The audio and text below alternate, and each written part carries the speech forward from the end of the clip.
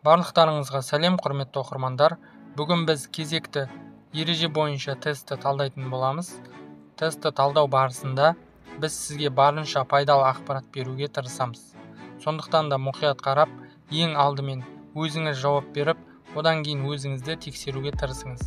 Және біз талдаған жауапты мұқият түсініп алыңыз. Түсінбеген жағдайда комментарийге жазып сұрасаңыз болады. Құрметті оқырмандар, естеріңізге сала кетейін, жол ережесін білу өте маңызды болып табылады. Себебі сіз жолға шыққан кезде, көлікті басқару кезінде тек сіз осы көліктің бағытына, уақытылы тоқтауына тек сіз жауап бересіз. Сол себепті ережені біліп, мәдениетті, білікті жүргізуші болып жүру абзал. Құрметті оқырмандар, мына жағдайда бізде осы сұрақтар автотсонда, яғни жүргізуші куәлігін алатын кезде сізге кездеседі. Және де егер сіздің жүргізуші куәлігіңіз болғанның өзінде мынандай сұрақтарды қарап, өзіңіз ситуационный деп айтамыз, ситуационный осындай задачаларды шешіп талдап жүріңіз. Мына сұрақта сары автокөлігімізге қай бағыттарда жүруге рұқсат етіледі?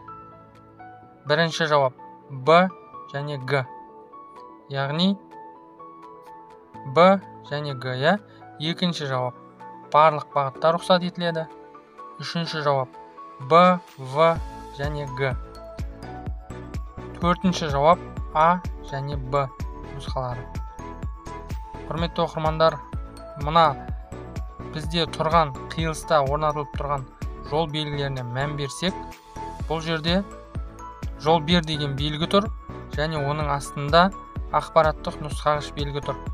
Ақпараттық нұсқағыш белгі сізге мына түсетін жолда автобус жолағы бар деп айтып тұр.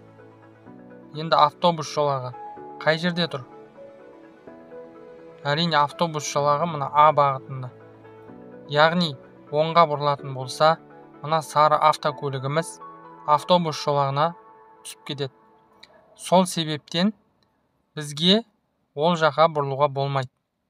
Сонда А нұсқасын алып тастайтын болсақ, Б, В және Г нұсқалары дұрыс болып табылады. Яғни үшінші жауап дұрыс.